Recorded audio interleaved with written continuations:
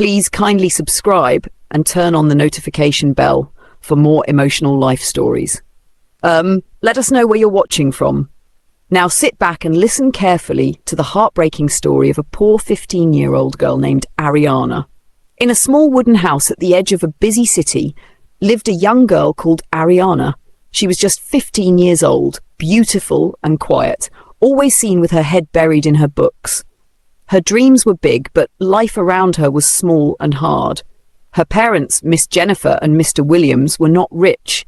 In fact, they barely had enough. Her mother worked as a sales girl in a supermarket, and her father owned a tiny laundry shop. Every morning they woke up early, hoping today would be better than yesterday, yet life kept repeating the same sad cycle. Their house was made of old wood, their mattress was worn out, and most nights there wasn't enough food to go around. Ariana saw it all. She saw her father, Williams, pretending not to be hungry. Each night, her mother would call him, "Come join us and eat." But he would shake his head and say, "No, the food isn't enough. You two eat. I'm not hungry." But he was. He was starving, and Ariana, sitting quietly in the corner, would swallow her tears with every bite. She would look at her dad and wish, if only I was rich, if only I could change this life for my parents. That painful sight pushed her to study hard every night. She wanted to make her parents proud. She wanted to become someone. But life doesn't always follow our plans. Every day, Ariana would go to school with only biscuit and water in her bag. Her classmates noticed. They mocked her. Richard, one of the boys, would laugh and say, "Orn, poor girl, to be rich is hard. No wonder your parents can't give you better lunch. See me, I eat real food. No wonder I look fresher than you." Ariana would smile gently and walk away. But deep down, she was bleeding. Instead of staying in class during break, she would run to the library, hoping silence could protect her from the shame. Even during lunch, she couldn't open her food in front of others. Most days it was just dry biscuits. Other times it was raw noodles and cold water, because there was no kerosene to cook. But still, her parents tried their best. They chose a better school for her, because they wanted her to grow and become someone important. Even though they were poor, they carried hope like a heavy load on their back. One afternoon in the library, Ariana sat at the corner table. She was not herself. She was crying quietly, her head resting on the table. Her soul had drifted far from that room. Then someone walked in. It was Anastasia, a senior student in SS2, while Ariana was just in SS1. Anastasia came to read, but noticed Ariana crying. She walked closer and tapped her softly. "Hey, girl." No response. She tapped again. Ariana raised her head slowly and said, "Hey, senior." Anastasia asked, "Why are you crying?" Ariana quickly wiped her tears. "Nothing, senior. I'm okay." Anastasia didn't believe it, but she smiled. "I'm Anastasia. What's your name?" "Ariana." From that day, Ariana had one friend in that big, scary school. Just one. But it was enough. The next day, Ariana came to school again with her worn-out canvas shoes. Richard saw her and burst into laughter. "Ha ha ha! Look at her shoes! So brown and peeling like onion skin." Another classmate added, "She's poor. Just look at how skinny she is. Her parents can't even take care of her. She doesn't belong here." The whole class laughed. Ariana lowered her head. The shame was she ran out of class after school and almost fainted on her way home. So many insults, so many questions in her heart. Is it a crime to be poor? Why are people so wicked? Is this how my life will be forever? At home that evening, her father, Williams, was still washing clothes when a black SUV stopped in front of his small laundry. A rich lady stepped out with designer clothes in her hand. "How much to wash these clothes? I need them for Friday's conference," she asked proudly. Williams smiled. "Just 400 naira, ma." She snapped. "Please, please, please! Be careful. That cloth alone can buy this your laundry shop. Don't touch the beads anyhow." Williams bowed slightly. "Sorry, ma." As she drove off, he whispered to himself, "So because I'm poor, I don't deserve respect again? No wahala. One day all this embarrassment go end." Later that night, his wife, Miss Jennifer, returned home, looking tired and angry. "My husband, you won't believe what happened at the supermarket today," she began. Williams asked, "What happened?" A man came with his wife and son. While shopping, the boy asked, "What is smelling here?" And the woman pointed at me and said, Maybe it's her. It's clear she doesn't use good soap, she continued. I couldn't hold it. I slapped her. Williams sighed and held her hand. My wife, please don't do that again. I know it's painful, but let's stay calm. One day we'll overcome this shame. Ariana heard everything. She remembered the same kind of insults she received at school, but she couldn't tell her parents. It would only break their hearts more. Weeks passed. It was now the 6th week since school resumed. It was test week. During morning devotion, all the students stood in the assembly ground singing praises to God. Suddenly, the principal, a harsh woman with no pity, walked out of her office. She held a piece of paper in her hand and shouted, Today, if you're owing school fees, you will go back home. No more excuses. I don't want to hear anything from your parents. Ariana's heart began to race. She didn't even know if she was owing or not. The principal began to call names. Number 1, number 2, number 3. Ariana smiled as her name wasn't called until she said, Number 21, Ariana Williams. A loud voice shouted from the crowd. It was Matthew. Oh yes, I knew it. This poor girl's parents want to chew more than they can swallow. It's obvious she's an orphan who even gave birth to her. Then Veronica added, She's too rough and dirty. I don't think she belongs in a school like this. Everyone laughed. The principal raised her voice again. Ariana, step forward, you little brat. Ariana stepped out slowly. You are expelled. You are owing 2 full terms of school fees. Your kind does not belong in this school. School is not for poor children like you. It's better you go and learn a trade. I don't see any future in you. You may end up begging on the streets. That moment broke Ariana. She fell on her knees and began crying bitterly. Her chest shook as tears dropped endlessly. No one came to comfort her. No teacher, no classmate, no one. She ran out of the school. At home, there was nothing to eat. Ariana sat on the corridor floor, singing sadly, God, why me? What have I done wrong? Why am I treated like this?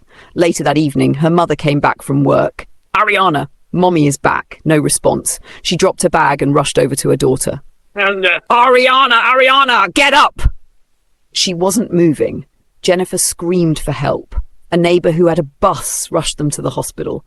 The doctor examined her and said, She's suffering from extreme emotional stress. Too much thinking. But don't worry, she'll be fine. Months later, Ariana recovered. But she never returned to school. She had dropped out in SS1. Instead, she followed her mother to the supermarket every day to assist in selling. Ariana was very funny and jovial, and she made customers laugh. That alone attracted more buyers. Even though her life was still tough, her spirit was strong. 1 year later, nothing much had changed. Her father still washed clothes. Her mother still stood behind a supermarket counter. But Ariana's smile was stronger now. One day, a lady bought provisions and laughed so hard at Ariana's jokes. Just then, a millionaire walked in. He came to buy something, but stood quietly watching Ariana closely.